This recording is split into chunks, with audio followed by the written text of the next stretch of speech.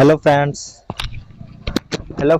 चांसर for you channel में आपका स्वागत है। फ्रेंड्स, आज की कक्षा में हम प्रश्नावली 9 देखेंगे।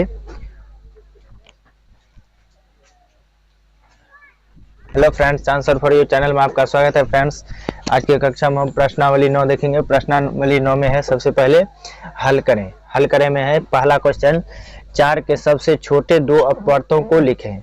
4 के सबसे छोटे दो अपवर्तों को लिखें। या अपवर्त हम पढ़े थे, अपवर्त किसे कहते हैं, यानी 4 का अपवर्त, यानी 4 से जो है जिस संख्या में भाग लग जाएगा वही हो जाएगा उसका अपवर्त। अपवर्त लिखने के लिए क्या करेंगे, 4 का सबसे छोटा दो अपवर्त का रहने के लिए तो 4 का पहला अपवर्त हो गया 4 गुने 1 यानी 4। दूसरा अपवर्त हो गया 4 गुने 2 यानी 4 दूनी 8। यही हो गया दो छोटा अपवर्त। सबसे छोटा दो अपवर्त क्या क्या हो गया, 4 और 8। यही हो गया आपका आंसर। यानी किसी भी संख्या का अपवर्त कहेगा लिखने के लिए तो क्या करेंगे, छोटा अपवर्त कहेगा तो वो संख्या दे करके उसमें 1 से गुना कर देंगे, वो संख्या हो गया सबसे छोटा अपवर्त। और उसके बाद उसमें 2 से गुना करेंगे तो उससे बड़ा अपवर्त हो गया। ठीक है फ्रेंड्स, प्रथम दो अपवर्त भी हो गया यही, और सबसे छोटा दो अपवर्त भी यही हो गया। ठीक है, अब कह रहा है 7 के प्रथम 3 अपवर्त। 3 अपवर्त जैसे दो अपवर्त लिखे ऐसे 3 अपवर्त भी लिखाएगा। तो पहला अपवर्त हो गया 7 गुने 1 यानी 7। दूसरा हो गया 7 गुने 2 यानी 14।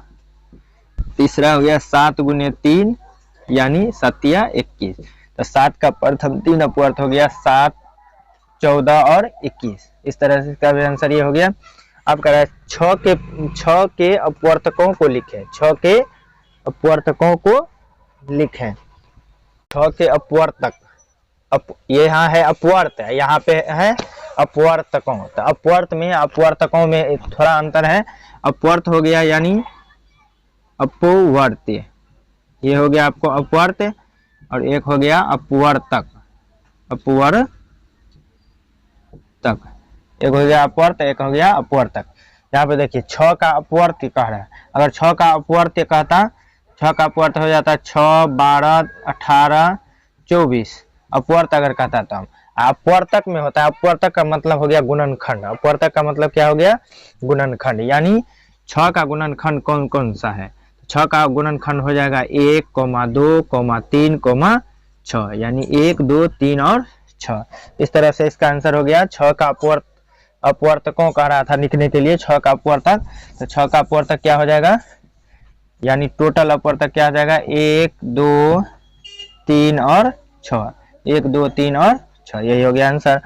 अब 20 के सभी अपवर्तकों, यहाँ पे भी अपवर्तक है, यहाँ पे भी अपवर्तक है। तो 20 के सभी अपवर्तक क्या सब हो जाएगा, यानी 20 का गुणनखंड लिख देना है। तो 20 का गुणनखंड हो जाएगा आपको 1, 2, 4, 5, 10 और 20।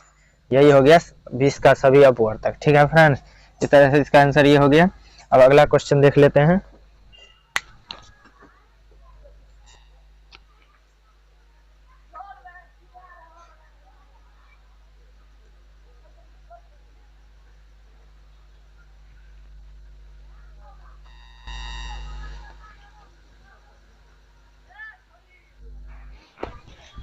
फ्रेंड्स, आप पांचवा क्वेश्चन देखिए। पांचवा में कह रहा है खाली स्थानों को सही संख्याओं से भरें। पांचवा का कह है जिस संख्या का इकाई अंक 0, 2, 4, 6 या 8 होता है वह से विभाज्य होता है। किससे विभाज्य होता है, यह पढ़ाए हैं। जिस संख्या का इकाई अंक 0, 2, 4, 6 या 8 होता है वह 2 से विभाज्य होता है। किससे, 2 से विभाज्य होता है। और दूसरा देखिए ख में है, कह रहा है जिस संख्या का इकाई अंक 0 या 5 होता है वह किससे विभाज्य होता है, 5 से विभाज्य होता है। जिस संख्या का इकाई अंक 0 या 5 होता है वह 5 से विभाज्य होता है। अब तीसरा देखिए ग में कह रहा है जिस संख्या के अंकों का योग से विभाज्य होता है वह 3 से विभाज्य होती है। यानी किससे विभाज्य होती है, योग यानी 3 से। किससे, 3 से। 3 वाला बनाए थे ना, जिस संख्या के अंकों का योग 3 से विभाज्य होती है वह जो है 3 से भी विभाज्य होती है। ठीक है फ्रेंड्स, अब तीसरा भी हो गया। अब घ में देखिए, घ में कह रहा है जो संख्या 3 तथा 2 से विभाज्य होती है वह से विभाज्य होती है। 3 तथा 2 से विभाज्य हो गया तो किससे, वो और कौन चीज से विभाज्य हो जाएगा, अगर 3 और 2 से विभाज्य होता है तो वह 6 से भी विभाज्य हो जाता है। यहाँ पे क्या हो जाएगा, 6। तो अंगा में देखिए, जो संख्या 4 तथा खाली स्थान से विभाज्य होती है वह 12 से भी विभाज्य होती है। तो इसका नियम है 12 का नियम है, यानी जो संख्या 4 तथा 3 से, किससे, 4 तथा 3 से विभाज्य होती है वह संख्या 12 से भी विभाज्य होती है। तो अंग भी हो गया। अब च देखिए, च में करा है, जिन दो संख्याओं का उभयनिष्ठ गुणनखंड केवल एक है उसे संख्याएं कहते हैं। कौन संख्या कहते हैं? तो इसका परिभाषा है सहअभाज्य संख्या का। इसमें क्या हो जाएगा? सहअभाज्य संख्या। इसे क्या कहते हैं? सहअभाज्य संख्या। यानी जिन दो संख्याओं का उभयनिष्ठ गुणनखंड केवल एक होता है उसे सहअभाज्य संख्या कहते हैं। इस तरह से यह भी हो गया पांचवा। अब छठा क्वेश्चन देख लेते हैं। छठा में क्या कह रहा है?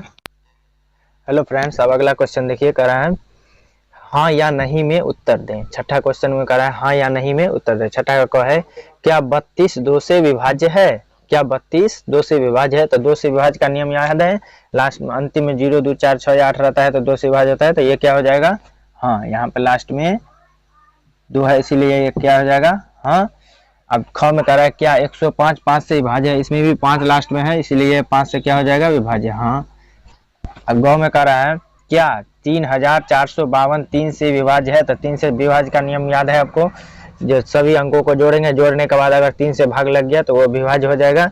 तो 3 4 7 7 5 12 12 2 14, 14 में 3 से भाग नहीं लगेगा इसीलिए यह 3 से विभाज्य नहीं है। क्या हो जाएगा यहाँ पे? नहीं। इसका आंसर नहीं हो गया। अब यहाँ पे कह रहा है क्या 4654 4 से विभाज्य है? तो 4 से विभाज्य का नियम है, जो अंतिम 2 अंकों से बनी संख्या अगर 4 से विभाज्य हो जाएगा तो वो भी संख्या, दी गई संख्या भी 4 से विभाज्य हो जाएगा। तो यहाँ पे देखिए 54 है लास्ट में, 2 अंकों से बनता है 54, तो 4 1 4 4 3 12, 54 लास्ट 2 अंकों से बनी संख्या नहीं कर रहा है ये, इसीलिए ये भी नहीं होगा इस विभाज्य, इसीलिए ये क्या हो जाएगा? नहीं। ये हो गया।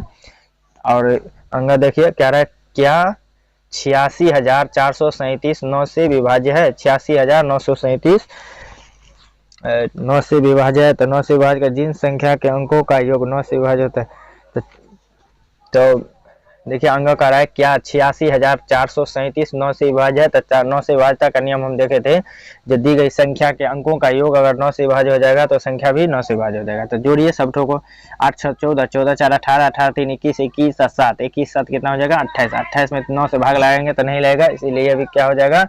विभाज्य नहीं होगा, यहाँ पे नहीं हो जाएगा। अब कह रहे क्या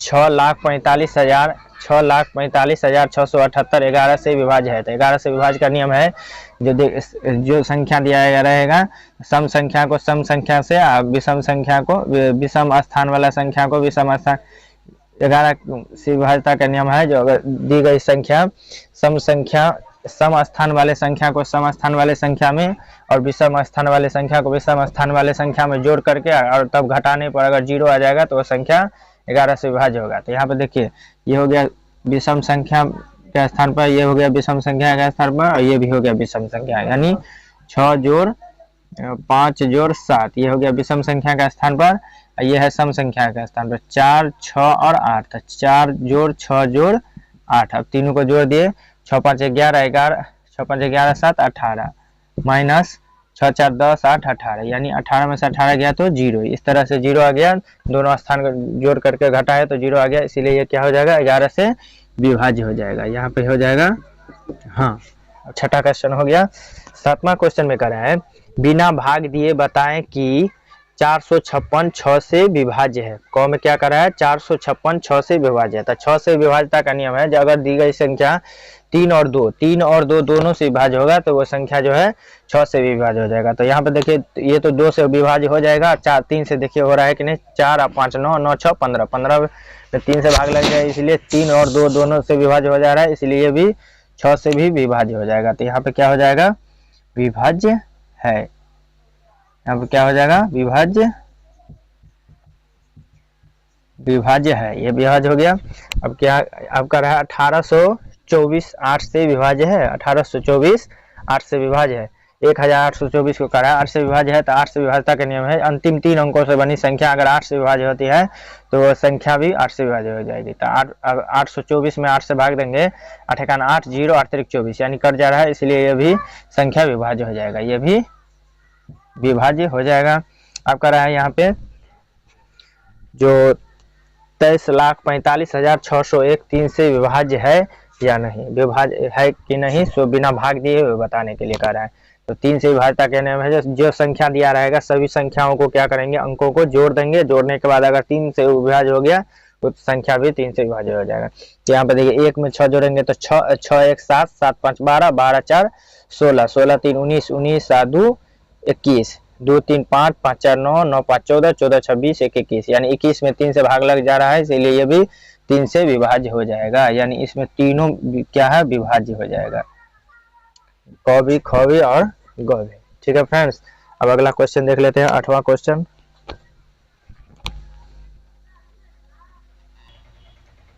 फ्रेंड्स अब 8वां सवाल देखिए, 8वां कह रहा है बिना भाग दिए बताएं कि में कौन 2 से विभाज्य है लेकिन 4 से विभाज्य नहीं है। इसमें कह रहा है कौन 2 से विभाज्य है और कौन 4 से विभाज्य नहीं है, कौन 2 से विभाज्य है और 4 से विभाज्य नहीं है।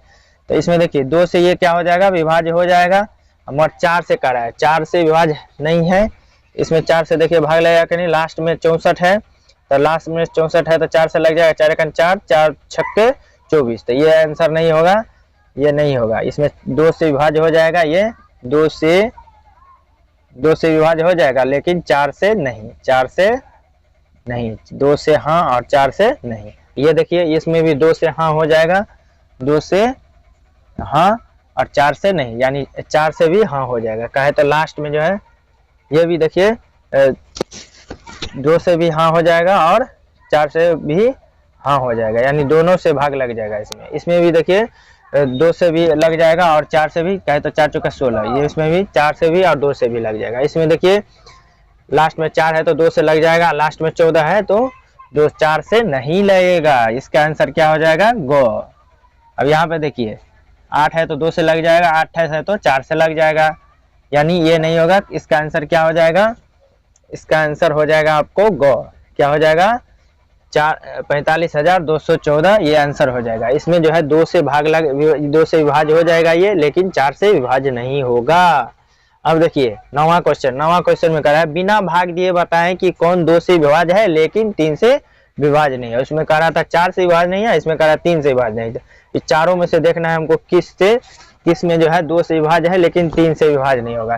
तो इसमें 8 में 2 से विभाज्य हो जाएगा, इसमें लास्ट में 4 है तो 2 से विभाज्य हो जाएगा, 0 है तो 2 से विभाज्य हो जाएगा, और यहाँ पे 2 है तो 2 से, यानी सब ठो में है 2 से तो विभाज्य हो जाएगा। लेकिन आप 3 से देखिए, 3 से किस में विभाज्य होगा, 4 2 6, 3 से विभाज्यता का नियम है जो दी गई संख्या को सबको जोड़ देंगे और जोड़ने के बाद अगर विभाज्य हो गया तो संख्या 3 से विभाज्य हो जाएगा। तो 8 1 9 9 4 13 13 2 15, 15 में भाग लग जाएगा, इसलिए इसमें 3 से विभाज्य हो जाएगा। 4 2 6 6 5 11 11 6 17, 17 में 3 से भाग नहीं लगेगा, इसलिए यही आंसर हो जाएगा, इसमें 3 से विभाज्य नहीं होगा ये।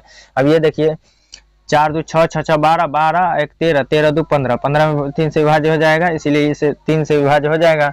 और ये जो है 6 3 9 9 4 13 13 2 15, यानी ये भी विभाज्य हो जाएगा, ये भी विभाज्य हो जाएगा, ये भी विभाज्य हो जाएगा, लेकिन ये संख्या विभाज्य नहीं होगा, इसलिए ये इसका आंसर ये हो जाएगा। ठीक है फ्रेंड्स।